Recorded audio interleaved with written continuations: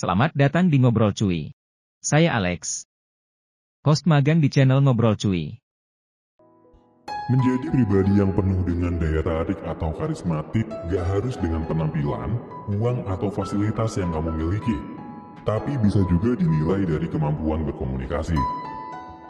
Sebuah studi yang dilakukan oleh Profesor Kenneth Levin dari University of Tennessee menemukan bahwa orang yang berkarisma memiliki beberapa kriteria, yaitu empati, keterampilan mendengarkan, kontak mata, antusias, dan kepercayaan diri. Kabar baiknya, ciri-ciri tadi ternyata bukan bakat, dan siapa saja bisa mempelajarinya. How to Have a Beautiful Mind, yang ditulis oleh Edward de Bono. Buku ini menjelaskan cara untuk menjadi lebih menarik melalui cara berpikir kita. Kamu akan memahami bagaimana caranya untuk bisa lebih kreatif, imajinatif, dan pada akhirnya menjadi menarik dalam sebuah perbincangan dengan menerapkan teknik berpikir yang benar. Kalau kamu orang yang haus ilmu, suka belajar, pengen baca buku tapi males atau nggak punya waktu karena terlalu sibuk, kamu menonton video yang tepat. Karena di channel ini, kamu bisa dapetin ringkasan dari buku-buku populer yang ada di seluruh dunia dari berbagai macam genre dan kategori. Menjadi menarik dalam perbincangan. Setiap orang pasti ingin tampil menarik. Bahkan beberapa orang rela mengeluarkan biaya yang gak sedikit untuk memperbaiki penampilan mereka. Tapi perlu diingat bahwa penampilan menarik saja nggak cukup kalau kamu nggak bisa membangun interaksi dan perbincangan yang juga menarik. Dalam buku ini, Edward de Bono mengajarkan bagaimana cara berbicara, mengungkapkan ide, mendengarkan, merespon, dan mengungkapkan pertanyaan dalam sebuah perbincangan agar kamu terlihat menarik. Kamu juga akan belajar tentang berpikir paralel dan bagaimana menerapkannya dalam sebuah diskusi. Cara mengungkapkan kesetujuan, ketidaksetujuan, dan perbedaan. Cara membangun dan menjaga diskusi agar tetap menarik. Perlunya menjadi pendengar yang baik, dan hal-hal yang perlu diperhatikan untuk menjaga diskusi tetap menarik. Berpikir lebih indah dengan berpikir paralel. Dalam sebuah diskusi, metode argumen sudah menjadi metode yang umum digunakan. Argumen bersifat agresif dengan tujuan untuk membuktikan bahwa saya benar dan kamu salah. Sebagai alternatif dari metode argumen ini, Edward de Bono memperkenalkan metode berpikir paralel.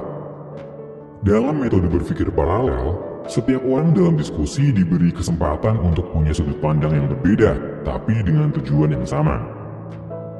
Edward de Bono memperkenalkan metode Six Thinking Hats, yang digambarkan dengan 6 topi dengan warna yang berbeda untuk menjelaskan cara berpikir paralel. Semua orang harus menggunakan topi yang sama pada waktu yang sama, agar mereka melihat ke arah yang sama saat diskusi. Topi putih melambangkan kertas dan berarti informasi. Saat menggunakan topi putih, setiap orang dalam diskusi harus fokus pada pengumpulan informasi. Informasi ini bisa berupa fakta maupun rumor dan pengalaman pribadi. Kalau ada informasi yang bertolak belakang, maka peserta akan fokus untuk mencari informasi yang benar. Topi merah melambangkan api dan kehangatan, yang berarti emosi, perasaan, dan intuisi. Seringkali, emosi dan intuisi nggak boleh dilibatkan dalam suatu diskusi dan keputusan, tapi pada akhirnya kamu justru mengalihkan emosi dan intuisimu menjadi logika. Karena itu, sangat penting untuk mengakui emosi dalam suatu diskusi. Topi hitam melambangkan peringatan, yang berarti pemikiran kritis dan penilaian resiko. Saat menggunakan topi hitam, peserta harus memikirkan bahaya, kesalahan, dan masalah. Penggunaan topi hitam ini bukan untuk menghalangi diskusi, tapi untuk membangun kehati-hatian. Topi kuning adalah kebalikan dari topi hitam dan berarti kepekaan nilai. Saat menggunakan topi kuning, peserta harus secara positif mencari nilai-nilai yang terkandung dalam sebuah ide yang didiskusikan. Nilai-nilai, manfaat, dan cara menyelesaikan suatu masalah menjadi fokusnya. Topi hijau melambangkan pertumbuhan dan energi, yang berarti produktif dan kreatif. Saat menggunakan topi hijau, peserta akan fokus untuk mencari ide, alternatif, kemungkinan, dan desain. Sedangkan topi biru melambangkan langit biru dengan cakrawalanya, yang berarti pengendalian terhadap proses. Topi biru ini punya peran mengorganisasi pemikiran. Pada awal diskusi, topi biru digunakan untuk menetapkan tujuan. Ketika diskusi berjalan, topi biru berfungsi untuk mengatur jalannya diskusi dan mengatur urutan topi yang akan digunakan. Agar metode berpikir paralel berhasil, semua peserta harus melihat secara paralel ke arah yang sama. Edward de Bono. Tampil menarik dalam diskusi. Dalam diskusi, seseorang akan memberikan respon dalam 3 bentuk, yaitu kesetujuan, ketidaksetujuan, dan pengungkapan perbedaan. Caramu dalam memberikan respon-respon itu akan menentukan seberapa menarik dirimu. Orang akan saling tertarik kalau punya kesamaan. Kalau kamu bisa menemukan titik kesetujuan dengan lawan bicaramu, maka kamu akan lebih mudah menarik perhatiannya. Tapi, kamu harus ingat juga bahwa kalau kamu terlalu mudah setuju dengan lawan bicara, maka diskusi menjadi nggak punya tujuan. Di sisi lain, kalau kamu selalu nggak setuju, maka kamu jadi nggak menarik. Karena itu, kamu perlu mencari posisi yang tepat. Untuk bisa membangun kesetujuan, kamu perlu memahami cara berpikir lawan bicara dan melihat alasan di balik pernyataannya. Lihat pengalaman lawan bicaramu, nilai-nilai yang dia percayai, dan sudut pandang yang dia punya. Setelah itu, ubahlah cara pandangmu ke sudut pandang lawan bicaramu. Ungkapkan persetujuan pada lawan bicara, tapi ungkapkan juga bahwa kamu punya cara pandang sendiri. Saat mengungkapkan ketidaksetujuan, pastikan motivasimu bukan hanya karena kamu nggak ingin setuju atau karena kamu ingin menunjukkan kepintaranmu. Sebelum mengungkapkan ketidaksetujuan, bedakan antara punya pendapat yang berbeda dengan tidak setuju dengan sebuah pendapat. Untuk mengekspresikan ketidaksetujuan, kamu bisa menunjukkan kesalahan fakta atau pernyataan yang ada. Kesalahan logika, sehingga kesimpulannya pun salah. Adanya persepsi selektif atau interpretasi. Kemungkinan adanya prasangka dan stereotip. Dan pengalaman pribadi yang berbeda. Selain itu, kamu juga bisa menawarkan sebuah kemungkinan saat kamu meragukan sebuah pernyataan. Perbedaan opini merupakan sesuatu yang berbeda dengan ketidaksetujuan terhadap suatu opini. Perbedaan opini bisa terjadi karena adanya perbedaan penilaian, perbedaan preferensi pribadi, perbedaan sudut pandang, perbedaan persepsi, dan perbedaan pengalaman. Menjadi pembicara dan pendengar yang menarik. Ketertarikan bisa terbentuk dari caramu memulai suatu percakapan. Terdapat 2 jenis pendengar. Yang pertama adalah lawan bicara yang sama sekali nggak mengetahui topik yang kamu ceritakan. Maka ketertarikannya akan tergantung pada seberapa menarik kamu menceritakan topik tersebut. Jenis kedua adalah lawan bicara yang mengetahui topik tersebut dan ingin mengetahui lebih lanjut. Maka ketertarikannya akan tergantung pada seberapa baik kamu memancing pertanyaan dan menjawabnya. Setiap orang akan tertarik dengan sebuah topik atau informasi baru. Kalau kamu nggak punya informasi baru, kamu bisa menggunakan beberapa teknik ini. Pertama, teknik bagaimana jika, dengan cara melemparkan pertanyaan yang mengandaikan suatu kondisi. Bagaimana kalau anjing bisa bicara? Atau bagaimana kalau para kepala eksekutif dilatih sejak usia muda? Adalah contoh pertanyaan yang bisa mendorongmu dan lawan bicaramu untuk berpikir dengan cara yang lucu dan ceria. Kamu juga bisa menggunakan teknik mencari kemungkinan dan alternatif dengan bertanya, apakah ada cara lain untuk menyelesaikan masalah ini? Pertanyaan semacam ini akan memperkaya sebuah diskusi. Teknik lain yang bisa digunakan adalah teknik koneksi, yaitu menghubungkan beberapa kejadian dan informasi menjadi sesuatu yang menarik, seperti halnya teori konspirasi yang selalu menjadi hal menarik untuk dibicarakan. Dalam diskusi, menjadi pendengar yang baik sama pentingnya dengan menjadi pembicara yang baik. Mendengar bukan hanya menunggu giliran bicara, tapi memahami apa yang dibicarakan oleh lawan bicaramu. Saat mendengar, perhatikan apa yang disampaikan pembicara dan pahami nilai-nilai dari hal yang dibicarakan. Dengan menjadi pendengar yang baik, kamu mungkin akan mendapatkan informasi baru, sudut pandang baru, dan wawasan baru.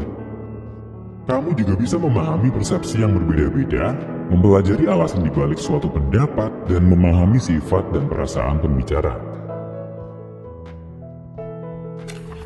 Diskusi yang tepat membuatmu tampil lebih memikat. Ada beberapa faktor yang perlu kamu perhatikan ketika melakukan diskusi. Faktor pertama adalah pemahaman konsep. Konsep menjadi bagian penting dalam suatu diskusi. Saat diskusi, kamu perlu mencari, memilih, dan memahami konsep yang sedang dibicarakan untuk bisa menawarkan pemikiran yang menarik. Faktor kedua adalah adanya alternatif. Ini membuat kamu gak kaku dan gak mudah puas terhadap diri sendiri. Persepsi alternatif adalah sudut pandang lain dalam melihat suatu hal. Penciptaan alternatif dimulai dengan menggali kemungkinan-kemungkinan dan mengarahkan kemungkinan-kemungkinan tersebut menjadi suatu alternatif yang lebih pasti. Faktor berikutnya adalah emosi dan perasaan. Keduanya bisa mempengaruhi proses pemikiran.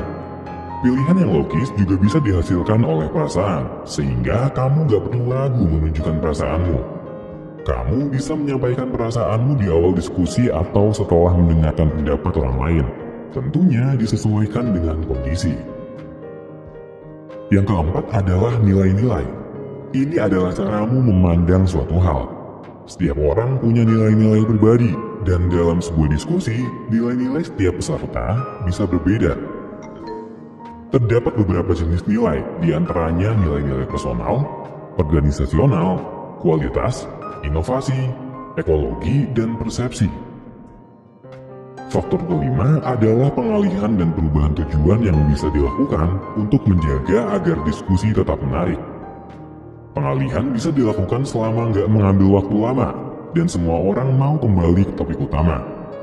Pengalihan sebaiknya nggak dilakukan pada diskusi-diskusi yang serius. Pengalihan yang umum dilakukan adalah dengan komedi. Informasi dan pengetahuan adalah faktor keenam. Sebagai catatan, kamu nggak perlu mengetahui semua hal untuk bisa terlibat dalam diskusi. Kalau kamu punya informasi lebih sedikit dibandingkan dengan orang lain, kamu bisa mengaplikasikan strategi cermin, yaitu menyerap semua informasi yang kamu terima dan mengulangnya kembali dengan menambahkan informasi dan pengetahuan yang kamu punya. Faktor ketujuh adalah pendapat. Pendapat merupakan hasil dari informasi, nilai, perasaan, dan pengalaman yang dimiliki seseorang.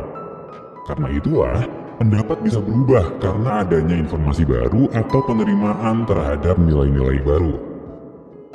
Pikiran yang menarik akan selalu siap melakukan perubahan pendapat. Saat diberikan pendapat, kamu bisa mengungkapkan pendapat dari sudut pandang pribadimu. Tapi kamu juga perlu mempersilahkan orang lain untuk mengutarakan pendapat mereka. Pendapat yang sangat kuat bisa memprovokasi diskusi, tapi perlu dilakukan dengan hati-hati.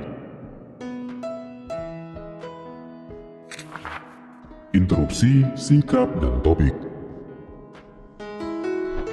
Interupsi adalah tindakan untuk memotong pembicaraan orang lain. Pada dasarnya, interupsi adalah tindakan gak sopan yang gak boleh dilakukan kecuali kamu punya alasan yang kuat. Interupsi umumnya dilakukan kalau seseorang berbicara terus-menerus dan gak memberikan kesempatan untuk adanya interaksi dengan orang lain. Ada 3 macam interupsi.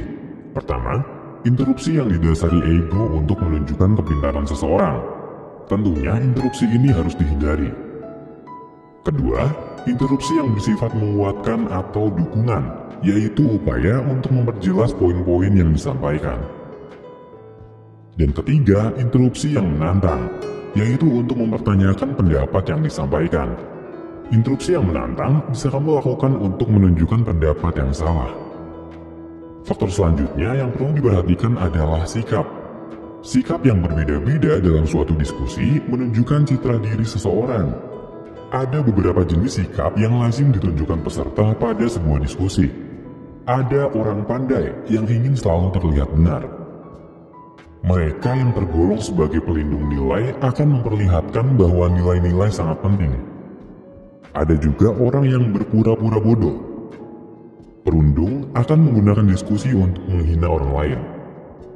Penjilat memanfaatkan diskusi untuk mendekati orang yang berpengaruh, sedangkan inovator selalu menyarankan ide-ide kreatif.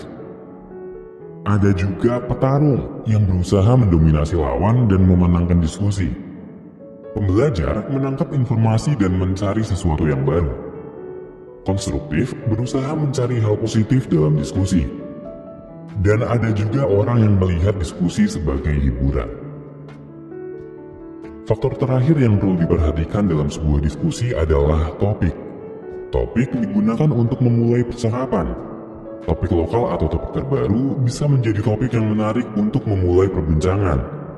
Kamu harus mulai mengubah topik kalau percakapan sudah membosankan, tidak berkembang, atau menimbulkan kemarahan. Kesimpulan buku: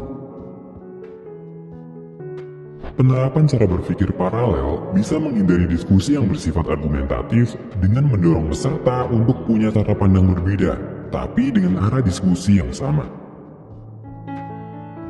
Dalam sebuah diskusi, umumnya akan terjadi 3 kemungkinan: persetujuan terhadap suatu pendapat, ketidaksetujuan terhadap suatu pendapat, dan pengakuan terhadap perbedaan pendapat yang ada.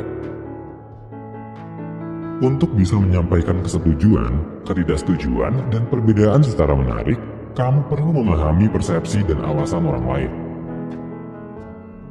Beberapa teknik bisa digunakan untuk memulai suatu diskusi. Di antaranya teknik bagaimana jika, teknik kemungkinan atau alternatif, dan koneksi. Menjadi pendengar yang baik sama pentingnya dengan menjadi pembicara yang baik.